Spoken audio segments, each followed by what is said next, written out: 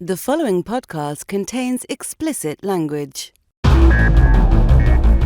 You're listening to the Cinematography podcast presented by Hot Rod Cameras, a program about the art, craft, and philosophy of the moving image and the people who make it happen. Coming to you from the world headquarters of Hot Rod Cameras in Hollywood, California, are your hosts, Ben Rock and Illya Friedman. Hey, Ben. Hey, Illya. How's it going? I think it's going pretty well. It is episode 26 of the Cinematography podcast, and we've got a great show. 26. 26. So, actually, I can talk about who's on the show this week. It is Quyen Tran, also known as Q. She is an amazing cinematographer, most recently of Camping, which is a new series on HBO starring Jennifer Garner. Nice. It's good to see Jennifer Garner back on TV. Yeah, Q's awesome. She has a lot of really cool information. She and I kind of got a little bit in the weeds because right around the time that we did the interview, I think that was right after my son was born, and she and I kind of got to talking about how to balance business and family because she has kids as well. Nice. And here she is, Quyen Tran. The Cinematography podcast interview. Quyen Tran, thank you so much for coming on to the Cinematography podcast and our interesting setup, which is, for those of us who can't see us, we're in separate places on good microphones. Thank you for having me. So I always start by asking kind of a simple question that kind of sparks a conversation. And the question is, I have a belief that cinematographers, they look at a script and they either think about composition first or lighting first. And before I even really ask you about your background, and I know you have a still photography background, when you read a script, you've never read it before, what occurs to you as you're reading the script? Well, you might think that's a simple question, but it's actually very complicated. And it's meant to be complicated. For me, the first time I read a script, I really try not to think about lighting or composition or anything. I really just pay attention to the story. And I try to figure out all the narrative beats, all the emotional beats, and just really grasp the characters and see if I connect with them. Because if I don't connect to a script, I don't think I'm going to bring it justice by shooting it. So for me, when I do an initial pass on a script, I want to make sure that I can connect to the story, empathize with the characters, and just really understand what the writer or director or writer-director is going for. And I try not to visualize stuff because I could be really off the mark with it. And I definitely don't think about lighting unless it specifically says in the script, like night interior car, for example. Yeah. To me, like the big question that every question I have kind of circles around is, how do you read the script and then turn that into pictures? Like, what's your process for doing that? If I have an idea of where the script's going to be shot, whether it's in LA or Georgia or Italy, I will come up with locations in my mind. But I'm it's not like I work hard to think about, okay, I'm going to shoot this in a master and then I'm going to go in and do it moving master and et cetera. But what I really am looking for is, what is the scene about? Is this about the moment where a character is really coming to an important decision in his or her life? And so I want to do some kind of close-up at that point, or I want to isolate them or make them feel really claustrophobic with a long lens or what have you. But when I am reading a script, I will think about these moments and these emotions and respond to those visually. So let's say, and that can be contributed with lighting and composition and lenses and focal lengths and all that.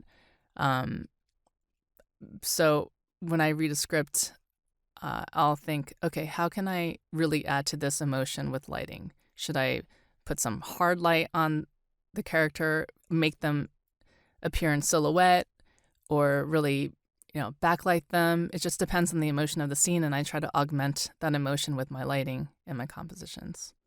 So it's not like a specific composition or place in time. It's more like a feeling. Do you have, are there any techniques, or is it mostly intuitive in terms of how, when you're looking at a script, you start breaking it down and thinking about it? So like, let's say you're already hired to shoot a movie or a TV show and you're given the script and you're looking at it, like, do you take a lot of notes? Do you look at a lot of reference? Is it more of an intuitive thing for you? Like, what's the process? Are you talking about like after I've gotten a job with the director, or when I'm going in for an interview? Actually, we could discuss both. Like, Yeah. if you're going in to pitch somebody on a job, how different would that be? Very, very different, because when you go in for an initial meeting, it depends. Like, I'll ask the producers or whoever's asking me to come in for the interview, do they want me to come in with a lookbook? I'll try to get like an initial vibe and work around that. Let's say on my last interview for the job that I'm currently prepping, they wanted the DP to come in with a lot of ideas because they didn't really have a clear vision of what they wanted. They wanted to see what the DP could bring to the table. Interesting. And so I came up with a whole lookbook. I, came up with very specific moves for very specific scenes and shot lists almost. And that's something I wouldn't typically do on an initial meeting. But because I asked, and because they're like, we really want you because we know you have strong ideas, and so we want you to bring that to the initial interview. But let's say for another job, the director already sent me a lookbook with the script. So I'm basically going off of what the director sent, as opposed to coming up with all new visuals and all new ideas. And so you kind of have to riff off of that, because you don't want to, directors of photography are really there to serve the director's vision. And it's a collaboration, but at the same time, you don't want to just take over and direct the film. And I think early on in my career, those lines were like a little more blurred because we're all trying to war story. Those lines are blurred, and so you don't really know where you're overstepping your bounds and where your ideas are welcome or not. Well, and I mean, different directors are going to come, like somebody who's more actor facing might need you to come in and give them ideas for how to shoot the scene. Exactly. And somebody who's got a background in camera might already have diagrams of what they want or something, and you have to fit into that. But I'm always wondering, like, where do cinematographers get, where is their creativity most focused, and where do you find yours most focused? I think the perfect collaboration is a director who really wants to focus on the actors and has an idea of the overarching look, but will allow you to do your job. Yeah. And really collaborate. Like, I love when directors really know what they want, but also let me do my job in terms of lighting and taking the time where I feel lighting, the extra 20 minutes will really contribute to the scene, and then we can move in quickly for close-ups. But it's different with each director, but the strongest collaborations are those. They're collaborations. The director of photography is the director of photography. We direct the visuals and we direct the lighting, and we work with the director to help the actors block the scenes organically and work within the space and the confines of the medium of filmmaking. So it just depends with each director, but I think the best ones are where you really sit down and you like work out the blocking and the lighting. Oh, what if we did this? Oh yeah, you're bouncing ideas off each other, and you're really elevating the scene by working together. No, that's so let's go back and talk a little bit about your background. You began in still photography, correct? That's right. And I worked as a photojournalist, stills photographer, and I did that to inform my painting, but then I kind of abandoned painting and did photography full time. Oh, really? So did you begin as a painter first? I've always been into the visual arts. I used to draw and paint and write poetry, everything that a teenager is going to do to like get through those teenage years, write poetry, sketch, etc. So, black nail polish, purple hair.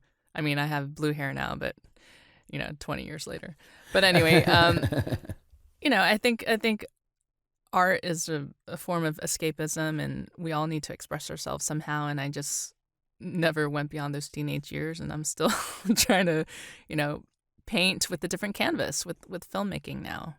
And it's much more collaborative. In stills photography and in painting, it's very solo, and it's a little bit lonely. And what I love about filmmaking is the collaborations with so many different departments. I love working with the production designer and designing the palettes and the colors and the practical lighting. And I love working with my gaffer and my key grips and coming up with different rigs to support the vision. It's so great. I love all the departments coming together because we are nothing without our crews and without our collaborators. And that's what I love about filmmaking versus stills photography.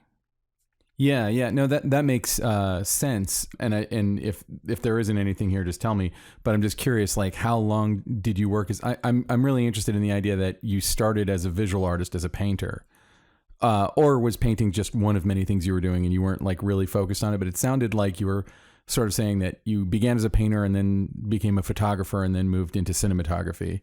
Yeah. Did you go to school for visual art, or did you go to school for film, or like where did it come from? I came to film quite late compared to a lot of my peers. When I was in high school, I took one film class in 9th grade, and everyone else in the class was a senior, and I was like, "What the heck am I doing here?" I'm just like the little freshman, like I had no idea. It was just an elective, and I took film, and we watched all these crazy movies, and there was sex, and I was like, oh my god, I'm so prude, I don't want to see this, what's going on. Like, what city is this in? Like, where? This is in Virginia. Nice. So, which actually has an amazing arts program, and I did band, I did music. Yes, I was in the marching band. I just had no idea what I was doing. But then I didn't do film again for a very long time until I was 26. And when I was in college, my boyfriend gave me a camera for Christmas. And that got me into photography. And at first, I just used it to take pictures to inform my painting. And I'd been like drawing and painting my whole life.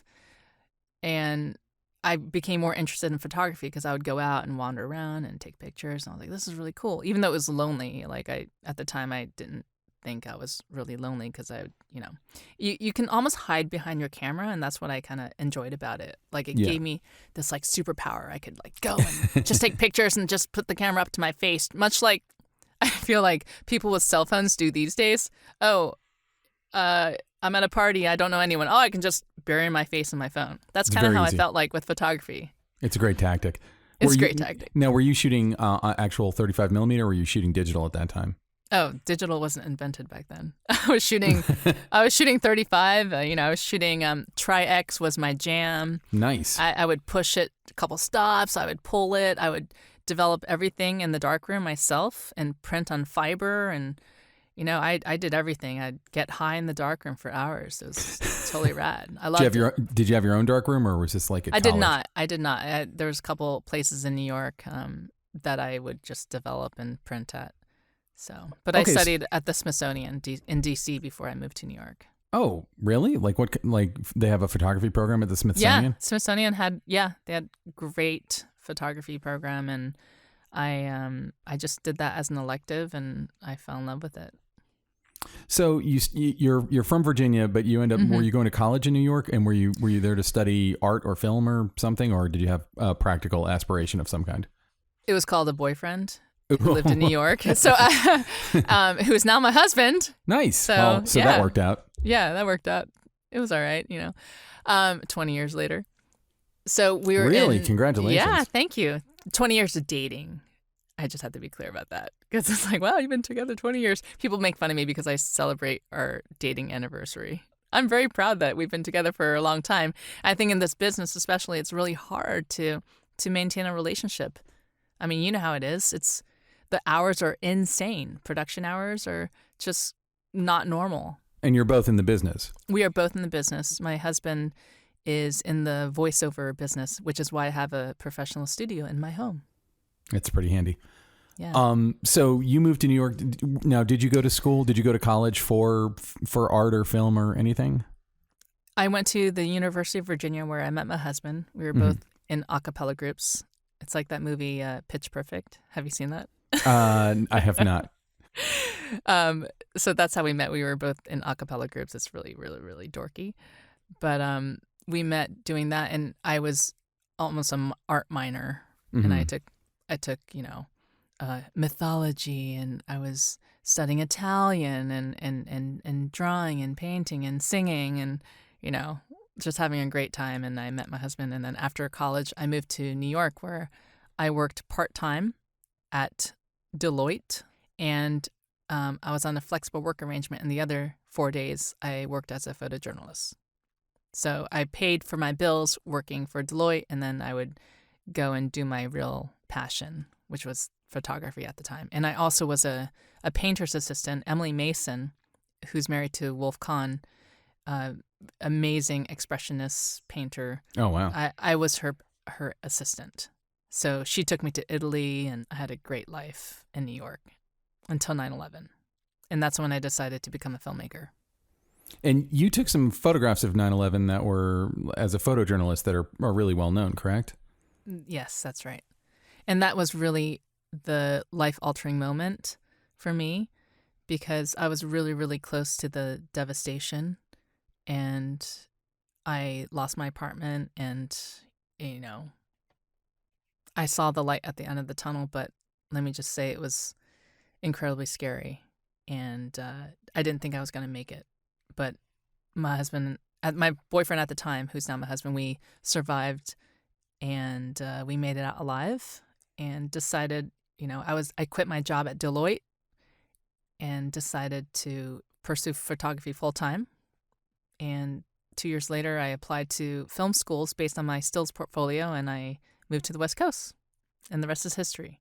It's, it's a life-changing moment. Yes, you know what? That is the time, the deciding factor in my life when I decided I needed to do something more with my life because it's way too short, was the devastation of 9/11, during which I lost my apartment, I lost everything, and all I had with me was my Nikon and 2 rolls of black and white film. Wow. And your apartment was your apartment destroyed, or you just weren't? Yes. It wasn't livable? No, it was, all the windows were blown in and half the building caught on fire. Jesus. It was the closest residential building to the towers. So oh my God, really? we couldn't return there. So FEMA gave us a bunch of money, and we moved to the Upper West Side because we were living in Battery Park City at the time. But don't tell my parents that, because they didn't know that we were living together. So Do they listen to a lot of podcasts? No, they don't even know what I do. You're safe. So after that, what made you decide to apply to film school after that incident? I mean, you got some notoriety for your photographs, right? Yeah. So after 9/11, at the time, my boyfriend was producing films at NYU. He was producing a bunch of graduate films. And I came on as a stills photographer on those sets and became really intrigued by the camera team. And I remember one of the ACs gave me the slate to slate one time, and I was like, oh my God. And I didn't know what the heck I was doing. So I clapped them so hard in front of the actor's face because this is my first time ever on set. Yeah.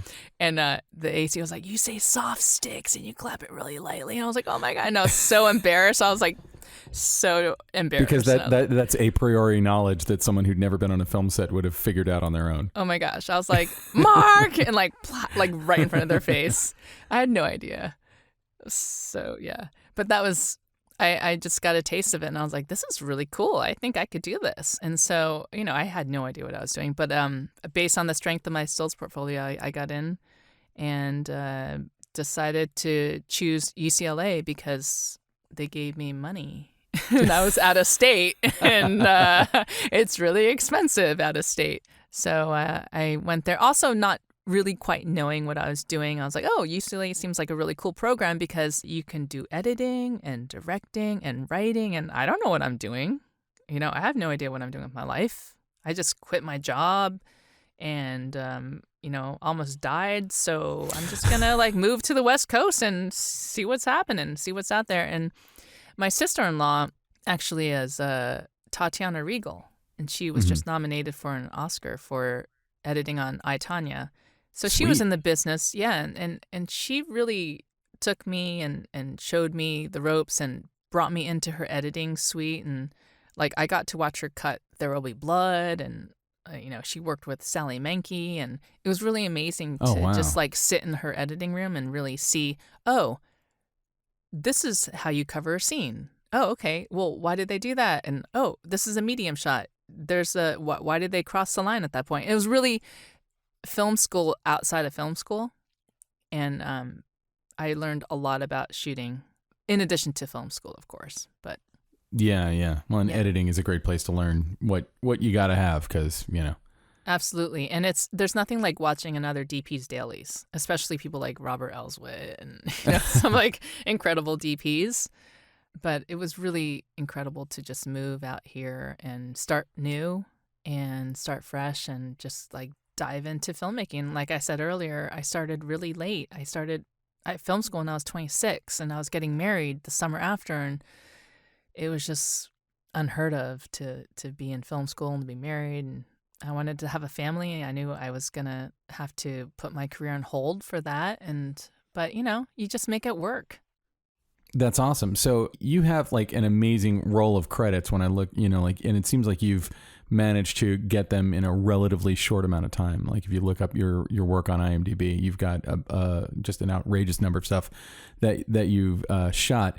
Now, when you got out of school, and this is something that I've talked to some people about, when you got out of school, did you basically say like, I'm just going to shoot. I'm not going to be in the camera department. I'm not going to do anything. I'm just going to DP. And that was the main goal.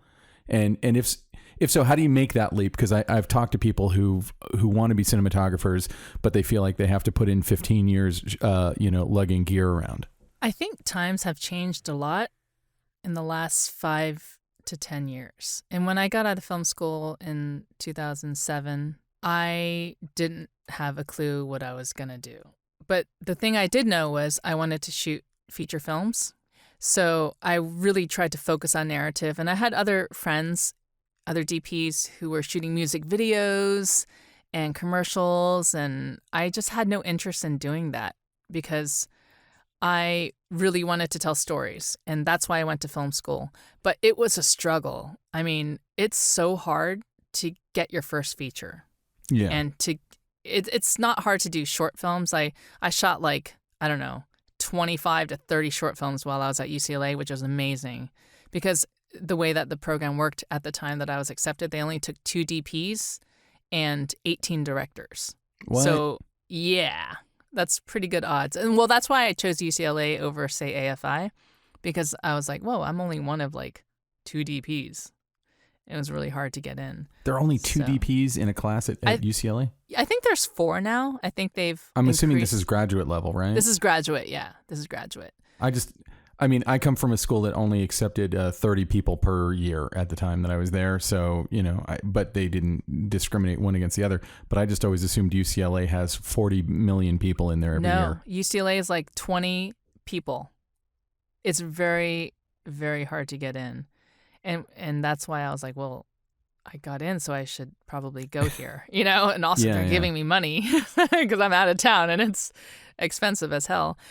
You move here, get residency for 2 years, then go to UCLA. The next, exactly. But I was already 26 and I didn't feel like I could really waste any more time. Not that I felt like I had wasted time up until then. I had a great career, whatever. But I knew that most of my peers had been doing film for undergrad and always knew, when I was 12 years old, I knew I wanted to be a director, I didn't know that. Oh, God, you were precocious. But for me, I was like, la, la, la, la, la. I'm just kind of coasting.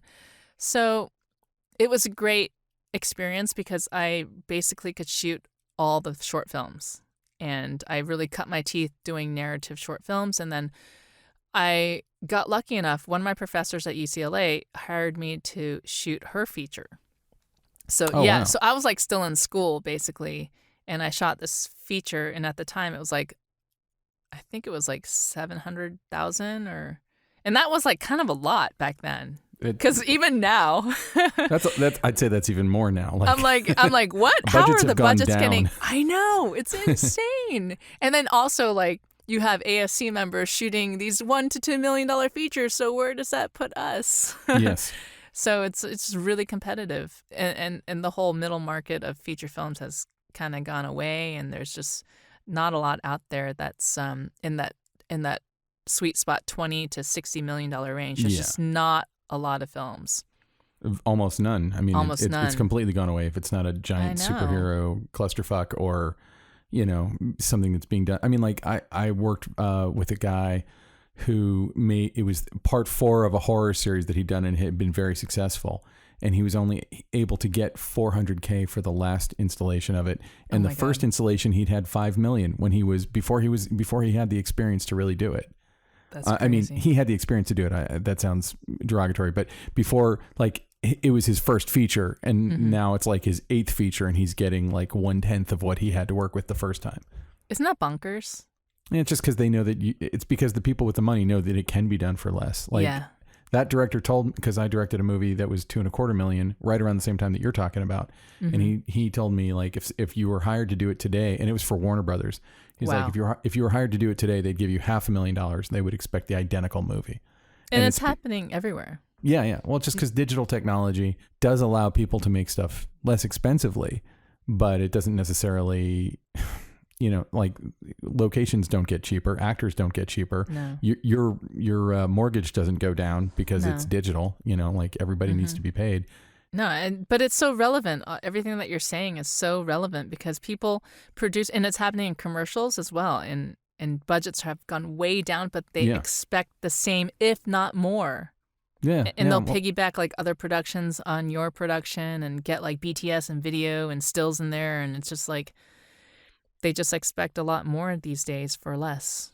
Yes. So how's anyone going to be a filmmaker? It's so difficult to be a filmmaker. It's really so hard. I don't know. I got really lucky. I just feel so grateful that I'm able to shoot these projects and get hired.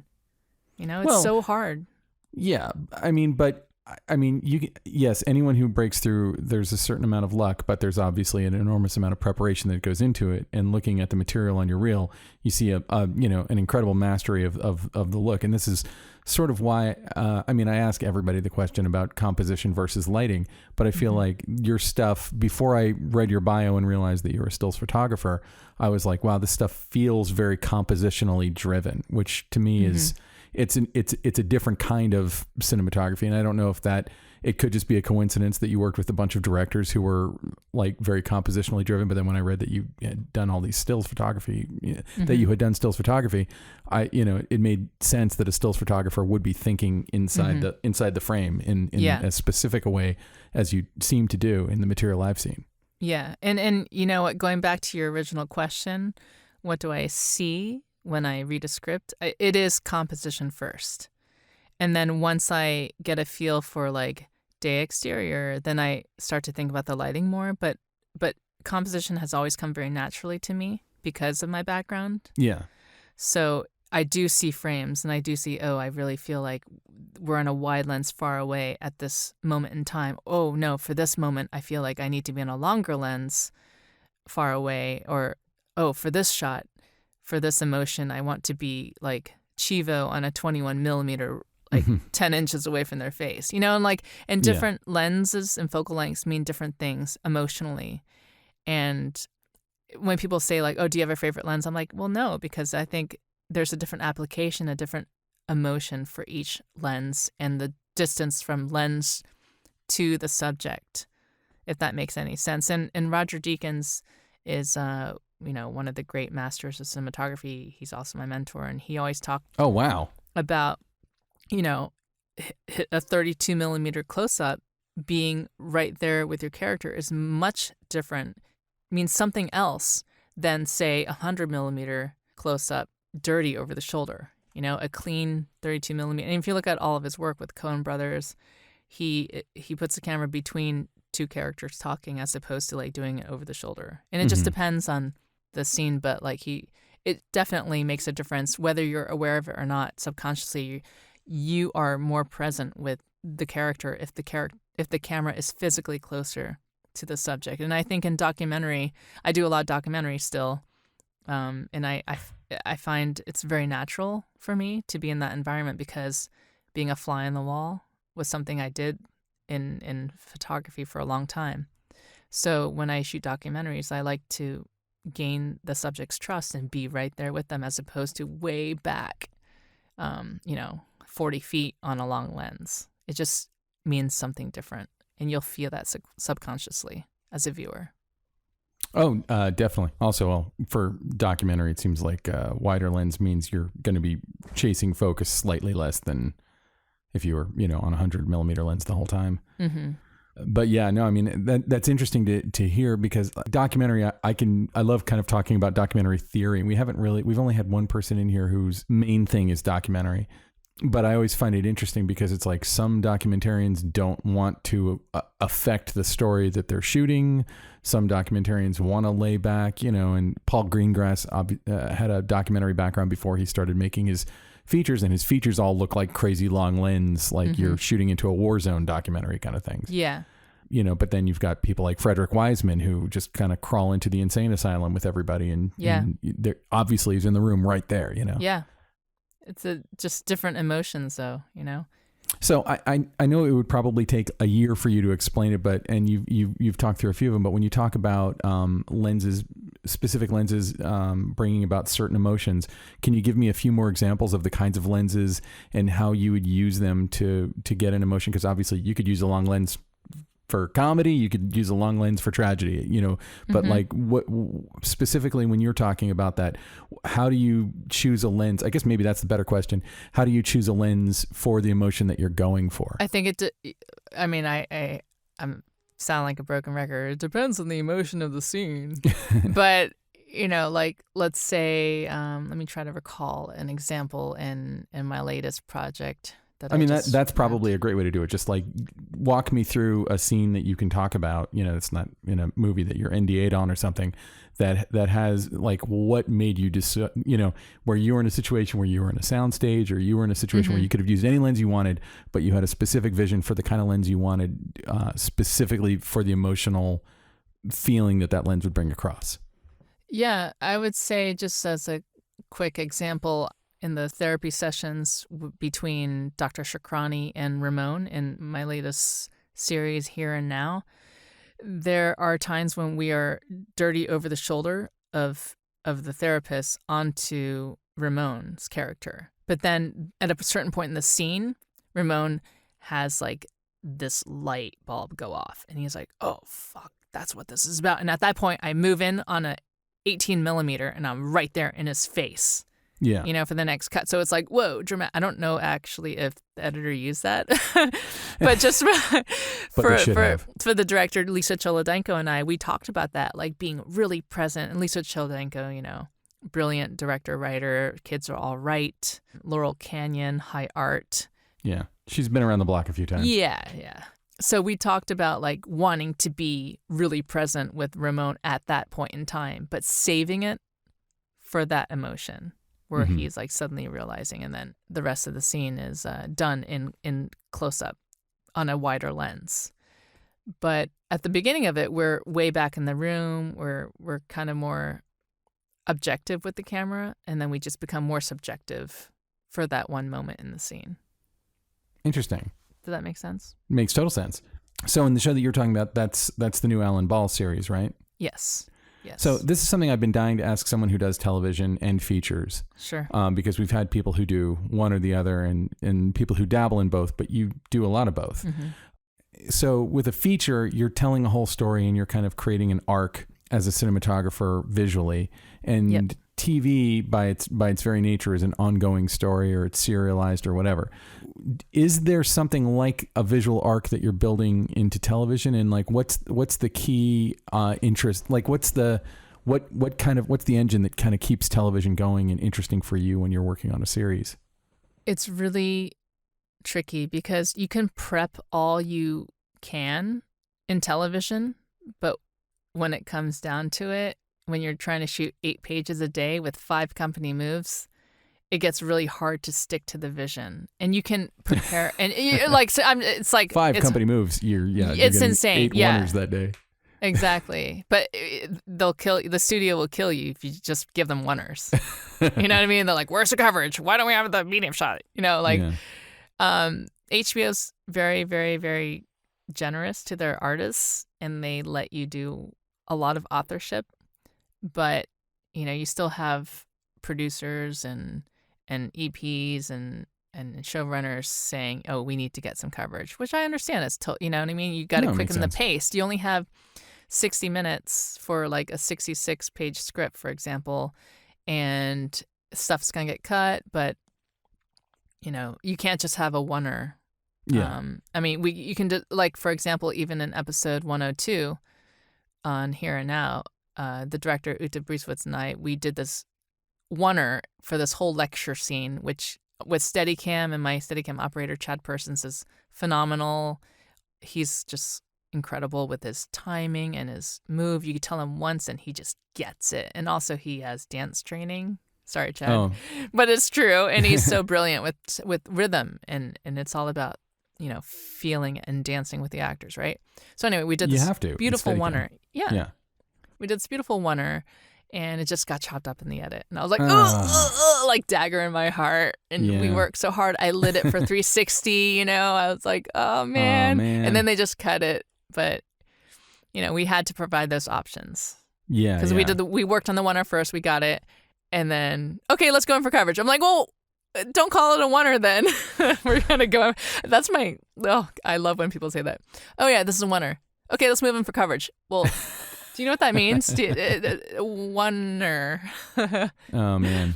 Well, and I think that like when you say you're going to do something as a oneer, then you're committing to make it all work in one shot, and you have to start over if any part of it doesn't work. Whereas if it's a master shot, you can just say hold, pick it up wherever you want, and because you're going to be able to cut into it wherever you need to. But that's the difference between television and feature. In a feature, you don't have anyone saying where's the coverage, unless you're doing a studio picture and the producers are like, well, we really feel strongly. But for the most part, there's a reason why you get hired to do a feature, and so you want to stay true to that vision. Are there any other major differences between shooting features and shooting television? Oh yeah, so many. So it's like I can go on and on and on. The look in your eyes was like that look of like, oh, the stories I can't tell you. Is there an edit button on this? You gonna? It's off the record. So the oneer thing, the coverage thing, is a big thing for television, right? Mm-hmm. And then the other thing is also with lighting. A lot of times they'll be like, oh, it's a little dark. Can you just add some fill for TV? Mm-hmm. And it's like, okay, sure. I get it. And there's a lot of people you have to listen to. When you're working for somebody like HBO, like I feel like HBO is one of the places that takes big risks in television. Do you find that HBO is a little bit more permissive when it comes to like they want it to be darker, edgier, whatever, or that you wouldn't get on NBC? They don't want as much fill light on HBO. Network? HBO, no fill light. Yeah. Yeah, HBO really gives a lot of freedom to their artists, and it's great. But, they're still a studio, and so you still have to deliver. Like, if something isn't cutting, then they might come back the next day and say, hey, can you just maybe make sure you get a medium shot or something? Yeah. And that's the beauty of television, and that's what I love about being able to do both. And I feel very fortunate that I can go in and out of, between doing a feature and then doing a TV show and going back to a feature, is their turnaround is so fast that your learning curve is just really, really steep. And you can watch your work the next day and have it cut together and say to yourself, oh my gosh, what the hell was I thinking? That's horrible. Like, I'm not going to do that tomorrow, or, oh my God, that was way too dark. I need to brighten that up, or, whatever it is. But you watch the dailies and you watch the scenes get cut together, and you can see how it's all coming together, and if it's really your vision. Whereas in features, it could be like 8 months later and you see a cut and you're like, oh my God, I've grown so much as an artist. I would never do that now. Do you know what I'm saying? So I love television for that turnaround and being able to see your work and then to grow very quickly in your work. And I was just watching something I did for HBO, and I was like, oh wow, that move really feels like TV. God, I got to get back into doing features, like, whoa, that transition was so TV. Or I wish I had that transition, or I wish they had used that because that feels less TV. And not that, TV is bad, and it's really changed. It's so many hard to tell incredible the difference shows sometimes. Oh, yeah. A few years ago, when Hannibal was still on the air, there was a screening at LACMA of the first episode of season 3 of Hannibal, and it was packed, and it really did just look like it was the first time I'd watched a TV show on a big screen and just felt like I was watching a movie. I love that show, actually. And I've used it for references a lot. It's I love the most the lighting, and it's so beautiful. I resisted it for a long time because The Silence of the Lambs might be my favorite movie of all time, and I've never seen anyone else do justice to that character. Mm-hmm. And I'm a big horror fan, and my horror buddies were like, "You got to watch Hannibal," and I'm like, "No, I'm not going to bother." And then one day on a plane, I watched it, and I'm like, "This is the best television show on television." Like, I can't believe I have been avoiding it. It was so good. I loved it. It was super freaky, but I love. It was so cinematic, and I think that's what is so beautiful about television these days. And I was so resistant to television for a very long time. Mm-hmm. You know, I passed on a lot of stuff, and then finally I said yes to Alan Ball, because no one says no to Alan Ball, because he is just amazing as a human being and as an artist. But I had just shot a feature in Toronto, and I was away from my family for a very long time, and I have 2 young children and a husband, and the previous year I had been gone for almost 10 months. I had been so that was a year I did a movie in Italy, a movie in Utah, and then a pilot in Minnesota. Back to back to back. Yeah. So that was really intense, and it's really hard on the family. And then right after that, I booked a studio feature in Toronto, and I couldn't turn that down. Mm-hmm. It's for Sony Pictures. And then while I was there, I got the call to interview for Alan Ball show. But I had also passed on a TV show in LA, which I didn't want to do because it was like a half-hour comedy. And I was like, I really want to do something dramatic, because I had done The Little Hours, which was a comedy, and Deidra and Laney Rob, which is a comedy. And I was like, oh gosh, I don't want to, not that there's anything wrong with comedy, I'm really drawn to dramas, right? Mm-hmm. So that's when I made the decision to do the TV show, because we were shooting in LA in Paramount Studios and in Portland. So, and also it was AlanAll. It just worked out perfectly. Obviously, yeah. The guy's work is amazing. 6 Feet Under, to me, is still kind of an amazing leap up in television. What was the so of your films? What was the tipping point for you? Which was the film that once you made it, your phone started ringing more often?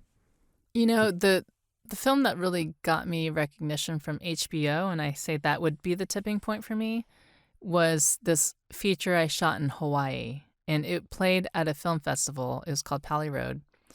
It was a Chinese film, and we shot it in Hawaii, and that's when I was nursing my second child, so I would like be pumping milk in the forest, like literally in the wood, in like the jungles of Hawaii. While you were shooting? While I was shooting, and I had a PA bring me ice and put everything in a cooler, and then I would have the PA like ship it on dry ice back to the mainland. Oh my God. Yeah. Like insane. I feel like this is becoming like a running pattern that we're finding is, you know, like women who are pregnant while they're shooting, or women who are young mothers and still being able to like go out and kick ass and make these films. Why not? People have been doing that for years. I mean, women who are farmers don't stop because they're pregnant, you know? When you were coming up, did you find that being a woman had any impact on being a cinematographer and getting work? I would have to say no. I really didn't look at myself as a female cinematographer.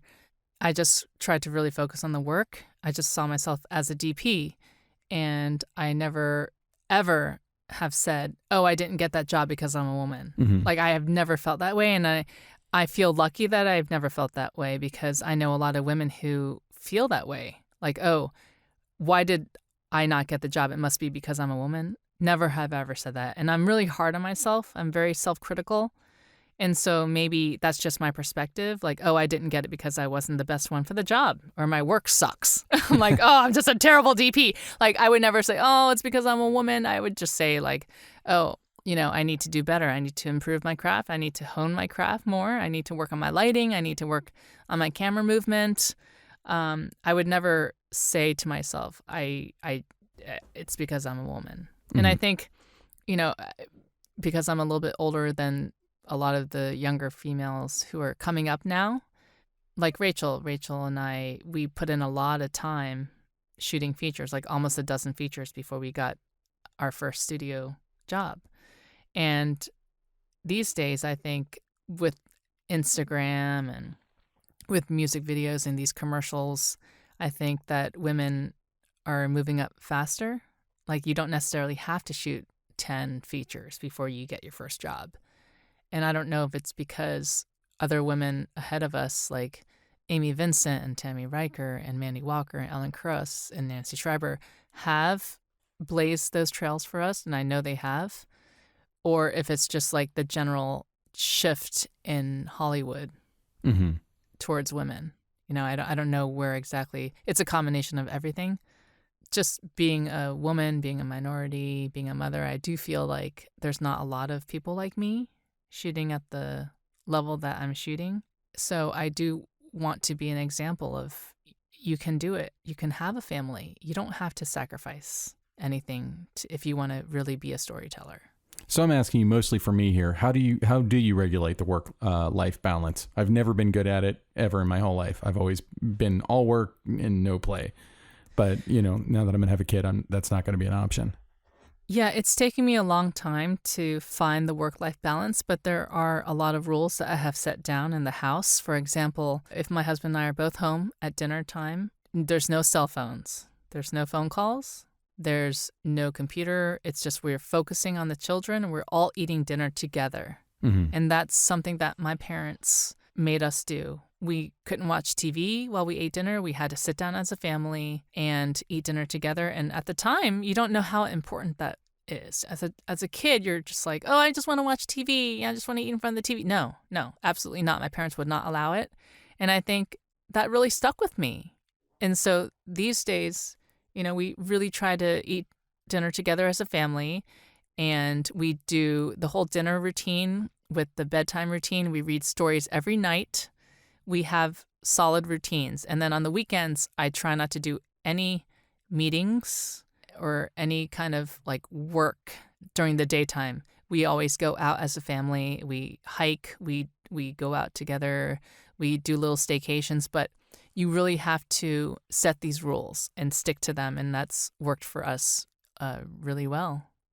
But you just really have to enforce them. And even tonight, I caught myself like picking up my phone because I saw it like a couple text messages came through, and I was like, and so I just like put it in the other room so I would force myself not to look at it during dinner time. I mean, like the phones, they say that like everything about them is designed to get you addicted to them, and it really is. Oh yeah. So it takes discipline to not look at your phone and not check Facebook every 5 minutes. Yeah, it's so much discipline, and you just have to really set these boundaries if you really want to make your home life successful. And if you're happy at home, I think you're going to be happy on set, and vice versa. And I had to overcome a lot of guilt when I went back to work because a lot of people would say to me, wow, how can you leave your children? And there's, one, the first your time. Business. Yeah, exactly. What do you do? Are you in the biz? Oh, and man. Yeah. And so, at first I used to be very defensive, but now seeing my children and seeing how well adjusted they are, I know that if I were not a DP, I would be so miserable, and that would filter down to my children, and they would be miserable because children are sponges, and I know that's really cliche, but they absorb everything. And they absorb not only what you say, but how you appear and how you act. They're watching everything. Oh, no. And I think about my parents. You're so fucked. You are just it's true though. And I think that's why that dinner story with my parents really stuck with me, because it was an experience, and my parents weren't verbally loving. Like, they never said I love you or hugged us or anything, but they were affectionate towards each other, and through their actions they showed their love for their children. Does that make sense? Yeah. It's because I'm Vietnamese, and that's very cultural. I think a lot of my Vietnamese friends can relate to that. A lot of my Asian friends can relate to that. So it's translated to the present where I'm now a parent to my 2 kids. And I know that if I were not happy, that they would not be happy. But seeing them thrive, seeing them so well adjusted, makes me feel good about what I do, because I'm so happy when I come home from work every day. Oh, that's amazing. Do you go out of your way to get jobs that are in the local area so that you can spend more time with them? Or, you know, do you still want to do travel? When you travel, do you take them with you? Are they old enough to go with you yet? Well, my son's in kindergarten, so it makes traveling a little more difficult. Oh, I bet. When I was gone for almost 10 months 2 years ago, he was still young, so he was just in preschool. And he could come with me with my nanny to wherever I was going. And my daughter was like, a couple months old. So like they came to Hawaii. They've been there like 4 times. Sweet. They came to Toronto, and they came to New York. I'm just thinking about all the features I've done in all these different cities. So they've come with me up until this past fall when my son started kindergarten, and it really has affected my career choices, because right after I wrapped Here and Now, I was offered all these jobs. Like one was in Prague, one was in Budapest, one was in France, one was in Puerto Rico, another in Atlanta. I got some offers in Toronto and Vancouver, and another one in Minnesota. And I passed on all of them because, I didn't want to leave the family right away. And those started like right after Thanksgiving, and I just couldn't do it. I was like, you know what? I know I've been home for 6 months, but I really wasn't, because TV schedules are so demanding. And we would go often into 6-day weeks. We would do double ups. And since we were shooting in Portland, we would shoot 5 days and then on a Saturday travel back to LA and then really only have 1 day off. So it's not like I was home. Yeah. We were shooting these insane schedules and hours. I would leave before the kids woke up, and I would get home after they went to bed. So it's kind of ironic. I took this job at Paramount Studios, which is less than 3 miles from my house, and yet I did not see my kids. And my husband at one point, in jest, I hope, said to me, you might as well just have taken a job out of town. And I was like, oh, you know what? That's so true. And it hurts. It hurts. That smarts a little bit, but it's true. Like TV schedules are really, really demanding. And when you're working on it, and when you're working on a TV show too, and I guess this is kind of shifting back to the actual craft of it, like the Alan Ball show, there's 3 DPs on that, correct? Yeah, James Laxton shot the pilot, and then I shot. It's 10 episodes, and then I shot 5 episodes, and Jeffrey Waldron shot 4. So, is there a handshake between you and Jeffrey in terms of, like, obviously stylistically, you guys, the two of you are keeping the show looking consistent, I guess. Yeah. So what is the communication like with yourself and the other DPs who are shooting the same series?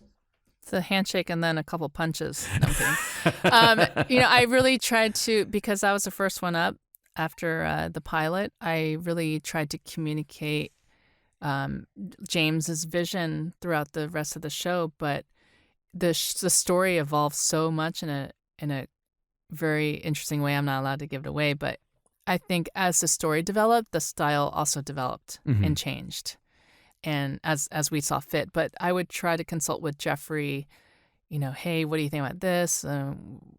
All the crew hires I would run by him. I was like, hey, can you meet with this guy I'm thinking about hiring? And, I really wanted to be inclusive because I really love to collaborate, and I wanted to be fair to Jeffrey, and I wanted him to be happy. So, even though we have very different styles and techniques, we really tried to make it consistent because we wanted to both do a really good job and also stay true to James's vision for the original pilot. So we would talk a lot, and he would watch my dailies, and then I would watch his dailies, and I would ask him, oh, why'd you do this? And he would say, oh, why'd you do, it was very open dialogue. And this is a very basic question, but is there some kind of a lookbook or style guide or something that you write down that you guys have, like a Bible would be for writers, something that you would have as a reference book? Yeah, we had a book, not a book, but more like a one sheet that James had put together, and he wrote us a very lovely letter talking about his vision for the show, and we just tried to interpret that the best that we could. I respect other DPs very much, and I want to make sure that we continue that vision. So yeah, and when I think about Alan Ball kind of shows or Lena Dunham, are you allowed to talk about the Lena Dunham show at all yet, or is that? Yeah, no, that's official. So I just started prep on Monday for a new half-hour comedy by Lena Dunham and Jenny Connor, and I'm really excited because it shoots in LA. Mm-hmm. That was one of the factors in my decision-making process. But really, after meeting with Lena and Jenny, I fell in love. I think they're amazingly talented and smart and really good people. Just Jenny has kids of her own, and Lena is working on adopting. And, I just think they're wonderful people. And I think in this business, you want to work with good people. And that says a lot. Well, and Lena Dunham comes from comedy, and I to a degree, I kind of think of her as like almost a millennial Kevin Smith in a way, in that she's like speaking directly to her generation in her generation's language. But I feel like she's also going back even to her first feature. I think it was her first feature, Tiny Furniture. Mm-hmm. Very cinematic. Like she really has an amazing eye and a discerning eye, and very smart. And so when and I know you haven't started shooting with her yet, or have you started shooting at all? No, we just started prep 2 days ago. Oh, so it's probably too early. Maybe we'll have to have you come back and talk about what the experience was like after you've done it. But I'm just wondering how much of her work, like on the page or in talking to her, is already visually figured out before she starts. Well, I asked her about the references and what she likes and just get a vibe. Do you want it to look like Girls? Do you want to go a totally different direction? And she was really flattering. She said, Q, we loved what you did on Little Hours. Mm-hmm. And I was like, oh, cool. That was really zany. I did a lot of, I don't know if you've seen it, but I haven't seen the film, but I watched I watched a bunch of the footage that I could find online. I didn't know, maybe there's an obvious place to find it, but I wasn't able to find it. It's only $2.99 on iTunes. Oh, I'll buy it for you. That's way too much. I'll buy it for you. And you missed it. It was like movie of the week a couple weeks ago for like 99 cents. I was like, okay, nobody has an excuse to not buy this right now. It was 99 cents, you guys. Well, I think it goes into sort of like the weird fractured landscape that we're in, because I'd never even heard of it. And everybody who's in it is somebody who I'm a fan of. So I was surprised. It's like huge. Yeah. Yeah.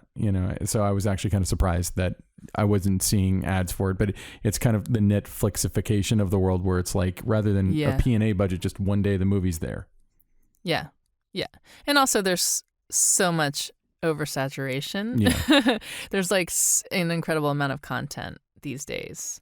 There's so many shows that you've never even heard of, like I've worked on some of them. Yeah, I've worked on like about 10 features. It's really fun right now in my research watching half-hour comedy. This is my first half-hour comedy that I've ever done. So my friend said, hey, have you seen End of the Fucking World? I was like, no, that sounds cool. So I watched it, and it's so brilliant. Yeah, it's on Netflix, right? It's on Netflix. I think it's like, is it 8 episodes? And they're like 20 minutes each, but it's shot so beautifully. It's so cinematic. The acting is impeccable. The characters are lovable. I mean, it's like really just fucking weird. But I love it, and I'd never heard of it. Yeah, a few people have recommended it to me, and I need to check it out. I haven't had a chance to see it yet. It's so good. It's word of mouth. Yeah. And another show that I started watching, another half-hour comedy, is Fleabag. I've never even seen heard that of that one. Yeah, Fleabag, check it out. It's funnily enough, these are both British shows. And in Fleabag, I think they shoot on anamorphics. I mean, that's what I can see from the scope and from the bouquet, but it really looks like anamorphics, and I haven't done my research into the specs, but from what I can see, it's like, this is really beautiful and hilarious, just the tone. So I've just been doing a little research on half-hour comedies because I'm trying to develop a look for the show. And I want to make it very cinematic. And Lena and Jenny talked about that. And they were like, well, we love you because we want we want you to bring your feature experience to our show, you know? Well, and lately in like 10 years ago, half-hour comedy would mean sitcom or maybe something as Like, avant-garde as My Name is Earl. But today, half-hour, like The Tick, which is on Amazon, I don't know how much money they're putting into it, but it is loaded with visual effects, and it's got like more VFX than you would see in a lot of movies 10 years ago. Wow. And it's a goofy comedy, you know, and there's a lot of that kind of thing going around where I feel like what makes a 30-minute show, I don't know. I mean, the industry's changing because people will watch a 30-minute drama. But anyway, yeah, no, I'm interested to see what Lena Dunham does next too, because I feel like Girls was kind of an extension of Tiny Furniture to a degree, but I don't know anything about the show that you're working on now, and I don't know if you're allowed to talk about it. But I imagine that she's moving to she's in a different phase of her life, and so I'm wondering, is it going to be, is it like Girls, or what is it like? If you're saying if they're bringing you on board, I'm assuming it's because they wanted to have, not that Girls wasn't cinematic, but that they want a different kind of cinematic style than they've been doing. Yeah. I can talk about it because I think it's in the trades, but it's called Camping, and it's actually based on the British half-hour comedy of the same name. So again, the Brits really know their comedy, and we're just stealing off. Well, the Brits have been like less dialed in with like hour drama, half-hour comedy. Like Brits, they will do 6 episodes of a show and call it a day. You know, they've been doing that for years. So it's a half-hour comedy. But I don't know if you read Lena's essay. She had a hysterectomy recently. I heard about it. I don't know that I read her essay. Yeah. So the protagonist in this show is Jennifer Garner. And oh, wow. I'm really excited because I don't know if you watched the Oscars, but she talked about like her return to television. I saw her mention that, yeah. Yeah, so that's for the show Camping. And so she's a protagonist or antagonist. And she had in the script, she undergoes a hysterectomy 5 years ago. So I think it's drawing from a lot of personal experience, and I think it's gonna be really I don't want to say like personal, but Lena draws from her experience and with Jennifer Garner's charisma and everything, this insufferable character becomes a little more human. And I think that's what made Girls so successful, because we see a little bit of ourselves in each of those characters, as insufferable as they can be at times. You know what I mean? And they'll be the first to say that, oh yeah, we're masters at insufferable. But I'm really excited about this show because it's a really great ensemble cast. I can't really share the other cast members yet because I don't think they've signed their deal memos. But totally understand. But I think it's going to be really fun. And is Lena Dunham, I don't know if you're allowed to say this, is she in the show as well, or is she mostly behind the camera? She's mostly in the writer's room. Yeah, oh, okay. Yeah. Is she going to be directing the show at all? We don't know yet. Jenny Connor, her partner, is directing the pilot and the second episode. Oh, cool. So that's all that's confirmed right now. So I think they're trying to fill in the rest of the directors right now, and maybe Lena will direct one of the later episodes. Who knows? But right now they're really focusing on the writing because not all the scripts are ready yet. So, but the 2 scripts that I've read so far are incredibly funny, and I think it's gonna get zany really soon, and I'm looking forward to that. Yeah. Awesome to see like how she follows up Girls. Yeah, I think it's like Girls 20 years later. So all the characters are like in their early 40s, mid 40s. It centers around Walt's birthday. Walt is the character who is Jennifer Garner's husband, and it's his 45th birthday, and his birthday dream was to have a camping trip with all of his friends and family, but it goes awry, So it's gonna be fun, and it's gonna be, I think for me, cinematically, it's gonna be challenging because there's gonna be a lot of characters, like 8 characters at times. So to make that look cinematic in a campground with a lot of dialogue and everything, a lot of times, and I understand why comedy you cut back and forth because of the timing and everything. So I'm trying to find a way to make it very cinematic, but within the confines of this situation, if that makes any sense. It does. Well, yeah, whenever you're doing scenes with multiple people, just it eats up your day just getting all the coverage of all those people. Eight people. 8 people, like maybe eight lines to set up. Exactly. I'm like, okay, there's only so many ways I can do it. But, it'd be wonderful if we can do a lot of moving masters and wider shots. If you think about some of the paintings from the Renaissance where they look really 2D with the stacked like people on top of each other, we kind of want to get that vibe. And there are moments where I really want to punctuate certain emotions with some kind of cinematic tropes like over cranking or pushing in to a face with like flames in the eyes from the campfire. You know what I mean? Like there are certain things that I'm already like envisioning. That's cool. And hopefully they'll add like that cinematic vibe to the show. And do you tend to on stuff like that? Do you tend to bring multiple cameras, 2-3 cameras, or you tend to stick to single camera when you can? I'd like to treat it as a single camera show. So if I'm lighting, I try to just light for one direction and maybe go profile or a little tighter for the second camera. But a lot of times, you're running out of time, running out of daylight. This is daytime exteriors for a lot of it. It's on a campsite. So I'm going to do the best I can to light for one direction, but at times I know I might have to do some cross coverage, especially if they're going to be improvising. Oh, God, yeah, you have to. Yeah. So it's just trying to find the most beautiful light for cross coverage, which I haven't had to do a lot. So do you tend to operate your own camera as well? I always operate my cameras on my features, but when I shoot multicam TV, I do not operate. No, and I think a lot of... You have to watch both, right? You have to watch both, but not only that, you have to deal with a lot more parties. You have to deal with the producers. You have to deal with new directors who are just stepping in for one episode. And you have to show them the ropes, and you really have to be there for them. And so it's really much more efficient as a DP on a television show to not operate because you are dealing with so many different people. So I really only want to ask you one more question unless there's something else you wanted to talk about. I wanted you to talk a little bit about the mentorship stuff you were doing and maybe go into a little bit more detail about it, like what brought you to it and how are you helping young women get into this?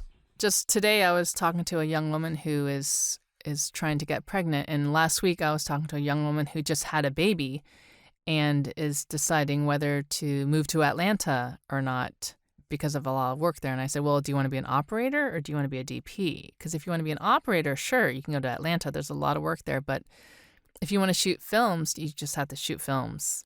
And yes, there's something to be said about curating your career and only trying to do work that you feel really strongly connected to. But if it's been like 4 years and you still haven't shot a feature, it's kind of time to step up and take a project and really bring the most you can to it, even if, it's not 100% because 4 years is way too long to not shoot a feature. So that kind of stuff I get questions about all the time. And a lot Are you mentoring like through a specific program? Or is there a way... Well, actually, there's 2 organizations that I'm a member of. The ICFC, the International Collective of Female Cinematographers, and Cinematographers XX, which is more the New York version of it. I think that's... I've never heard anyone talk about either one of those. Oh, really?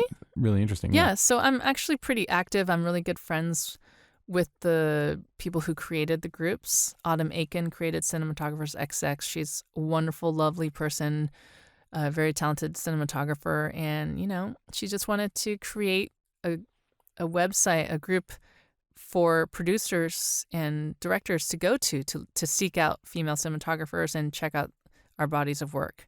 And the same thing with the ICFC. And it's funny because they started at the same time. So through those, I have met a lot of younger female DPs, and they reach out to me and they're like, hey, would you mind talking to me about this? Because, there's not a lot of women who have partners who are supportive and understanding. And also, I have 2 kids, so there's not a lot of us out there. Yeah. Yeah, and I mentor a lot of women from UCLA because of that connection. But I was just talking to one of my mentees, and she sent me a picture of the union because I said, you need to join. She's like, I'm not ready. I'm like, no, you you're ready. And I think a lot of women feel like that. Well, I'm not. Even I feel like that all the time. I'm like, well, I don't know. Do you think I can handle this job? Like we have so much self-doubt. I don't know. It's just like a gender thing, but I don't think a man would ever say, I don't think I'm ready for that. I think some people are better at hiding their self-doubt, but I don't know anyone who's any good at what they do who doesn't deep down think that they're a fraud. So. Oh my God. Every time I wrap a show, I'm like, I'm never going to work again. Always. Oh my gosh. Even like I said earlier, I'm like watching my show and I'm like, oh, why did I do that? Gosh, why did I light it like that? It's so bright. Or, oh, that's, I could have added a little more fill. I can barely, like it's just, I'm always questioning myself. But I think as soon as I don't, I think I've become complacent and lazy. So I hope that I keep on doing this, much to my husband's chagrin. God, just stop with the self-loathing. It's part of it. Keeps us going. Can't help it. So I think that's a great place for us to leave it. Where can people find your work online if they're looking to see your work, or do you have a website, Twitter, or Instagram? They can. It's quyenfilm.com. That's my website, and I'm constantly updating it, as we all are. Quyen film.com. Yeah, and then you can also check out my films on iTunes or Netflix, and then you can check out HBO Go and check out the latest series Here and Now. All right. Well, thank you so much for coming on the Cinematography Podcast. Thank you for having me, Ben. It's a pleasure. All right. So that was Quyen Tran. Thank you so much, Q, for coming on the show. It was great to have you, and hope to have you again sometime on the show. Great information. Okay, Ben, it's my favorite time of the show. What's that? Time to pay the bills. Who's Bill? Bill. It turns out we're Bill. Oh, okay. Hey, I got to talk about Arri. Arri is our wonderful sponsor, and Love them. And they constantly do cool new things, like introduce a lighting control app called Stellar. What? Yes. So they already have a thing called the Sky Panel. We've talked about it before. It's an incredible Pretty LED amazing lighting system. Yes. Well, they have an app that controls the Sky Panel. In fact, it controls pretty much every... Stellar is the app that controls the Sky Panel? Yes, it does. And there is a lot of information about it online. I bet that app's super expensive because it's Arri. How much is it? Free. Well, it does say in-app purchases, and I haven't gotten to delve into it completely yet. It's just T-shirts and hats. But I was able to download it to my phone. It didn't ask me for a credit card or any money or anything like that. So you can start playing around with the Arri Stellar app immediately on a smartphone, on an iPad. It looks really impressive. You can do all kinds of different modes and switching and saving and transferring the important things that you might do from one setup to another setup and keep track of it. So that means like next time you come back to set or to another job, it's like, oh, what was that thing I did on the last job? Bloop, there they are. Bleep, blorp, there it is. So anyway, check out the Stellar app. It might be something that totally helps your workflow. Totally helps the way that you address lighting on set today. Take your Sky Panel into the next dimension. That's free, Arri. You can use my tagline. Enjoy. All right, Ben. So we've been waiting for this next war story for a long time. Oh, well, I mean, like so to give the audience like a slight bit of background, when we first talked about doing the Cinematography podcast in 2006? Yes, something like that. Thereabouts. We had lunch with a woman named Lydia. Yes, Lydia. Lydia, who's married to a fella named Shane, who maybe you've all heard about, and if you haven't, you're under a rock. You're an idiot. Shane Hurlbut. I'm gonna call our listeners an idiot for not having heard of Shane. Shane Hurlbut is an amazing cinematographer. He's been around forever. He does unbelievably awesome work. And frankly, if you're the kind of person who picks up a DSLR and makes a narrative project with it, you owe Shane Hurlbut a debt of gratitude for blazing trails in filmmaking with when it was the 5D Mark II. He was out there making action movies on that, like almost as soon as the thing came out. He is brilliant. He's charismatic. He's somebody who I've always wanted to meet, and his war story, I just want to say, it won't disappoint. No, it's bananas. It's the most bananas war story we've ever recorded, and we've recorded some way out banana pants war stories. And here's what you guys all get to look forward to. Now, listening to this war story, that just means the very next episode is like an hour of Shane or more. It's like you're going to get the full Shane experience. Yes. I'm not lying when I say Shane is awesome. He's one of my heroes. I'm unbelievably excited that we got him on the show, and here is his war story. And now, war stories. I had gotten a script called Drumline, and I got this call from a producer named Tim Bourne. And he called me up and he goes, "So Shane, what do you think of this script?" And I go, "Tim, I don't get this Saints Go Marching In shit. How is this ever going to be a movie? People sitting there beating on drums and dancing and stuff. I just don't get it." He goes, "Where are you staying?" And I go, "I'm in the Westin in Kansas City." He goes, "Tomorrow." Hangs up. I'm like, what is this, like some secret society shit, right? So then I get in and I open my door and there is the video roller cart. You remember those little roller carts, the AV cart that had a monitor on it and had a little VHS deck to it? So there was a tape on the top and it said, "Watch me." And I was like, wow, this is cool. This is so secret society shit. I love it, right? Not only does he hang up with me, he then sets this whole thing up. So I puts the thing, and the screen ignites. And all of a sudden he goes, "Senate, erupt."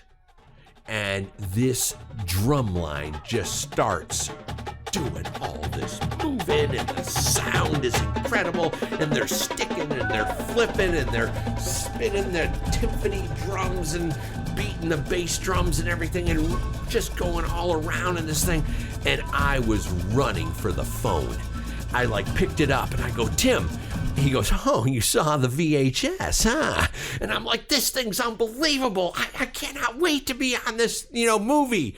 And he goes, "Oh, so you don't like the Saints Go Marching In bullshit?" He was giving me a hard time. I'm like, Jesus, I'm all passionate about it. Now you're pounding me into the ground. He goes, "All right, I'll get you on a plane tomorrow." So I literally went directly from Kansas City right into this film. And when I landed, I met this director, Charles Stone, who I absolutely love. And he had done the most successful commercial ad campaign in history. He came up with the "What's Up" ad for Budweiser. So out of that, we met, and he acts in the commercial as well. So I had seen his face on all the ads and everything. So we started talking. And, when you read a script, and this is what you kind of, we talked about, you read a script, you start to, you read it, and then you start to visualize it, and you start to see what the light's like and what the camera's like and everything. So I got the Senate that's just sticking and beating these drums and all this stuff. So what do I envision?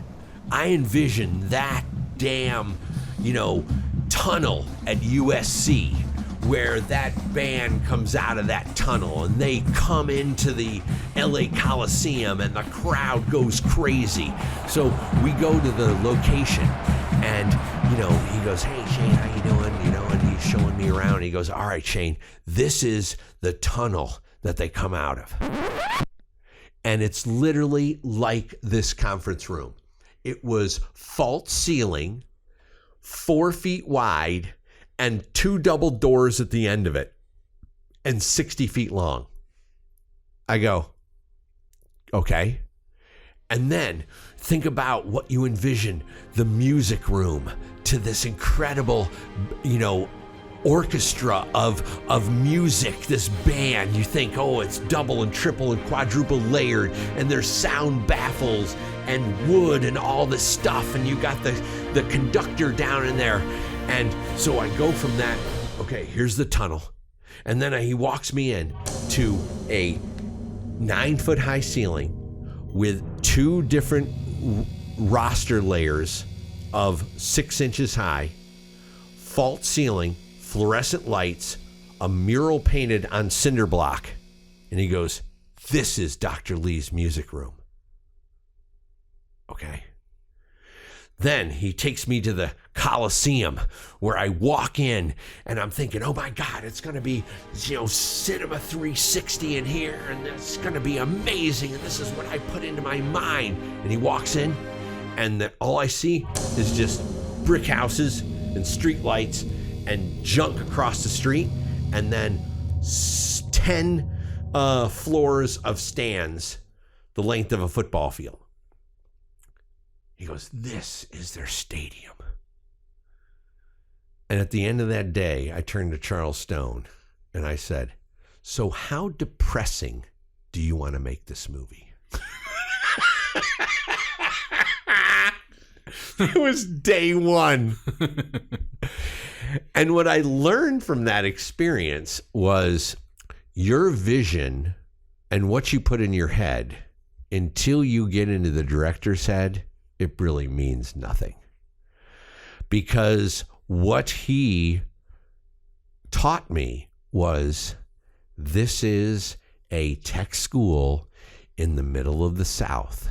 This is where this is this culture, this subculture. They're not rich. They don't have the LA Coliseum. They don't have the big tunnel. They don't have the monstrous music room. But in their heart and passion, they're incredible musicians. And how can we show that? And all of a sudden, it just like the next day, I was like, I love this. That mural, this is going to be cool because they're going to be up there on the drum line, and the ceiling's going to be really close to them and claustrophobic, and you're going to feel the weight of, and then all of a sudden it started to go into my process and my thought process, and then I completely got into his head of where this film was, and then I just started throwing gasoline on it. And then I could immediately go into where the vision was and then bring that to life in exactly the way he wanted. And that movie became so successful, and like it's the kind of film where everyone's like, "You shot Drumlight, I love that movie," And it's the kind of thing where I didn't even know what I was getting into, other than seeing that Senate thing, and then I got on a plane the next day. All I can remember is that tunnel that haunted me to the day. I was like, because that was my vision in my head. I was like, how can I make this tunnel exciting? Okay? So, you think about it, and you're like, okay, I have a tunnel that's 4 feet wide. The ceiling is 8 feet high, and it has fluorescent lights. So I get with my gaffer, Dan Cornwall, and I'm like, all right, let's punch holes in the side and put can lights down the whole left and right side so it shows dimension. So there's streaks on the wall. We'll turn every other fluorescent off on the thing so it has light, dark, and we got streaks on the wall. So at least, it has a semblance of something cool, right? And then I'm like, what if we take a 21 mil, jam the thing up to the ceiling? So now all of a sudden we make this false ceiling a statement.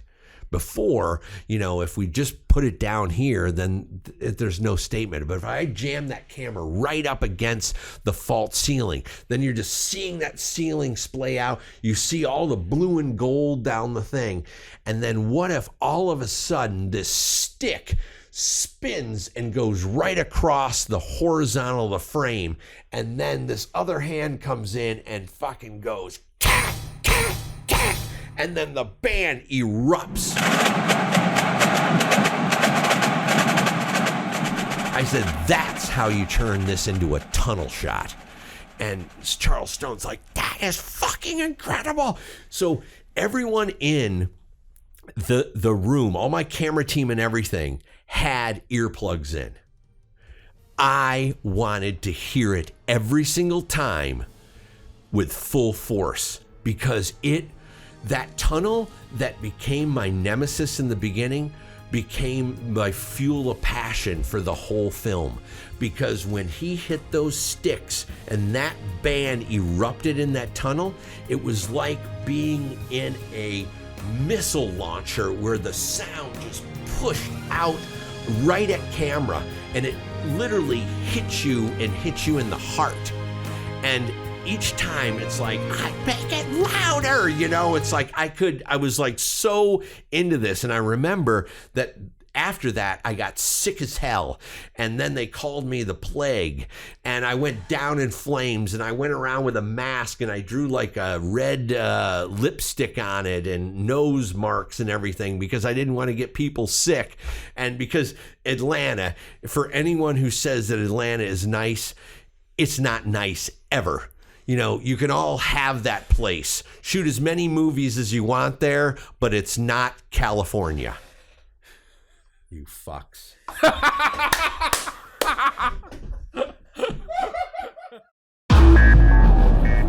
And now, short ends. Wow. All I can say is wow. I'm like, my hair just turned white. We both look like we were just sandblasted. Next you ever see like those the footage of people in like G-force chambers where their skin's pushed back off of their skull?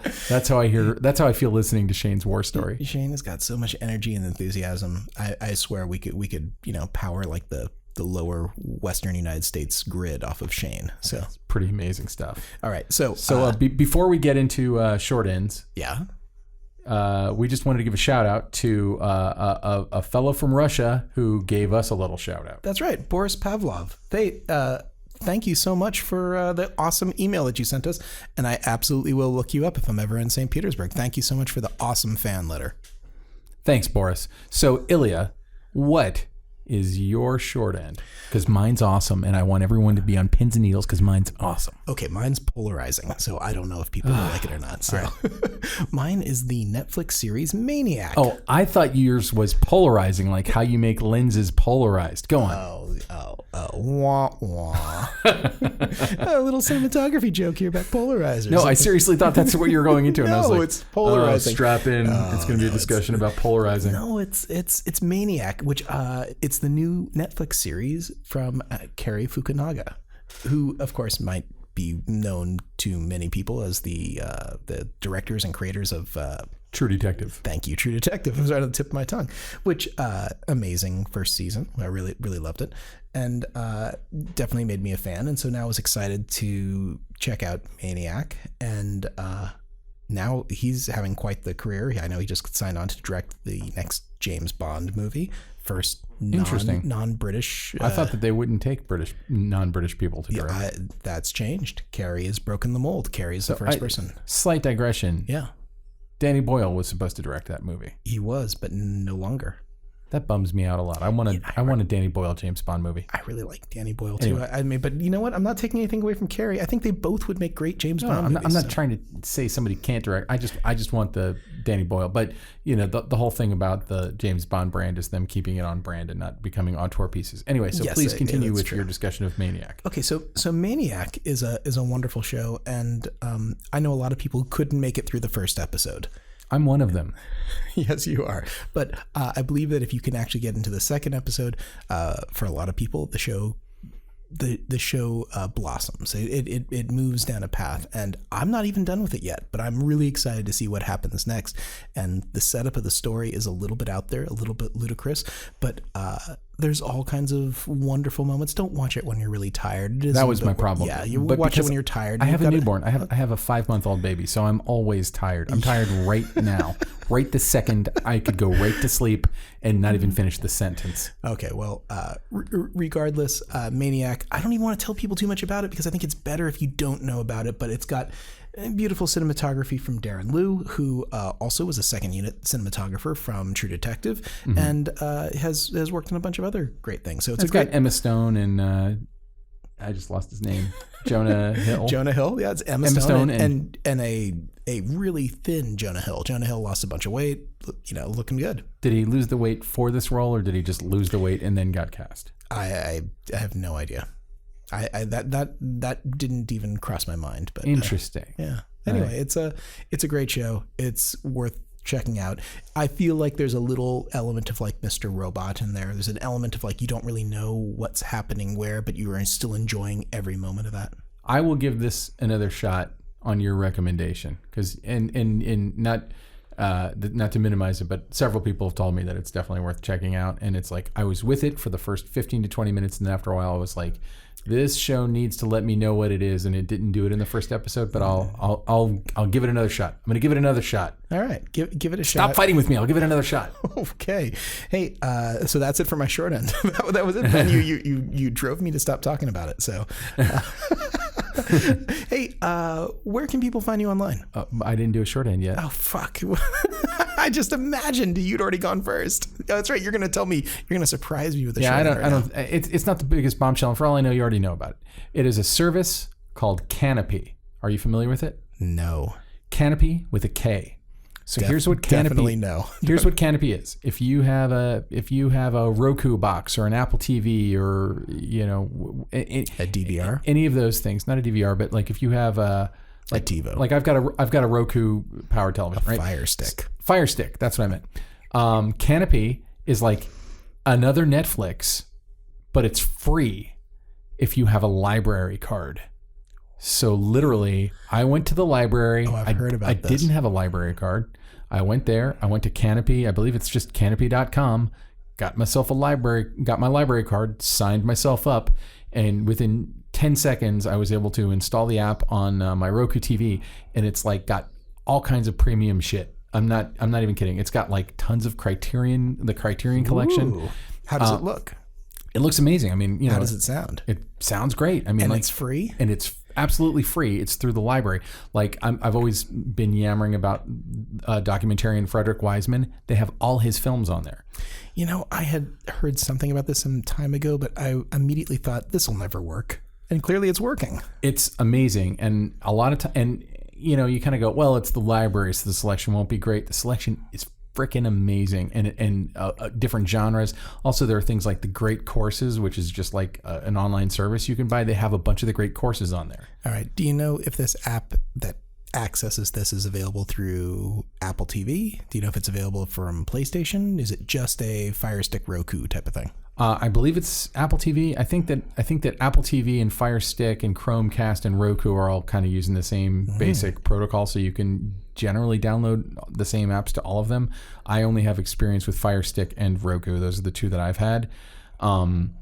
I'm pretty sure it's on Apple TV, and I cannot speak to Xbox or PlayStation or video game consoles, as I am not one of those people. And TiVo now has a new box as well that has all those things on there. And some people's TVs even have them built in. I can't recommend it highly enough. The movies are amazing. There's a lot of like classic, cool ass movies. I went on a tear about Saturday Night Fever on Facebook, and a lot of people making fun of how terrible it was. But the reason I saw it is it was on Kanopy, and I'd never seen Saturday Night Fever. By the way, doesn't hold up at all. But that's not the point. It seems like this is a long-winded, dig at Saturday Night Fever. Is really what this is coming. It was all well. I think I tweeted something out like Kanopy has amazing selection and also Saturday Night Fever. Yes, that sounds like exactly something you would say. but I mean, a lot of it's interesting because it's like what Netflix goes for is like, it's like a lot of stand-up comedians and a lot of like really popular-y kind of stuff. Obviously, they've got, for the time being, a lot of like Marvel kind of whatever. And it's not that kind of stuff is not on Kanopy, but Kanopy is going to have more obscure. It's not just obscure, but like prestigious. Or stuff that's like The Burbs. The Burbs is a movie that was not necessarily super appreciated in its time. It's a great movie. And it's brilliant. Joe Dante directed that, right? That's right. Yeah. Amazing fun movie with Tom Hanks. They've got that. Like recently they added Angel Heart, which is one of my favorite weird ass horror movies from the 80s. They have a lot of that kind of stuff, but then they have stuff like Loving Vincent. Have you seen that? No, never. I think it's called Loving Vincent. It only came out maybe a year or so ago, and it's an animated feature about the death of Vincent van Gogh, and they did it all with animated actual oil paintings. They painted, and it's like in the style of Van Gogh too. So they shot it on some kind of like I don't know. They shot it on a regular camera and then rotoscoped frame by frame with oil paintings. Wow. And I've never seen a movie that looks like that. You can find so many amazing things. And again, if you have a library card, totally free. Wow. So, hey, this is actually a giant plug for the library. Go get a library card. Go get a library card, Americans. Sorry if you're in Europe or Russia, as Boris is, because this won't help you. Maybe there's a way to get Kanopy in Russia. I don't know. Someone will hack the system. There'll be someone going to the local Studio City library, getting library cards, and then sending them out through the mail so people around the world can watch the. So Ukrainians can watch Kanopy. Can watch Loving Vincent. All right. So, Ben, where can people find you online? I'm at benrockonline.com because benrock.com is owned by a boat manufacturer. And even though they don't even use it anymore because Benrock was bought by another company like 15 years ago, and I reach out to them probably every year to see if they'll sell me that domain. They will not, because maybe they sell one friggin' motor a year. So go to benrockonline.com, or you can find me on Twitter at Neptune Salad. You know what? I bet if you just offered them more money, maybe they'd sell it to you. The conversation's never gotten that far. I've said, would you sell it to me? And they're like, we'll get back to you. And then they don't. Oh, all right. Well, Ben, there was one other thing I wanted to tell all our listeners. If they're still listening, if Boris is still listening, hey, go on Facebook, go on Instagram, follow us, like us, do all that sort of thing, because that actually helps us and spread the word. We would love to have more listeners for the show. We're actually doing pretty well for listeners, but we could always use more. This is episode 26. So like literally, if you started listening right now, you would have like 3 solid days of nothing but listening to our show. No food, no sleep, no bathroom, just our show.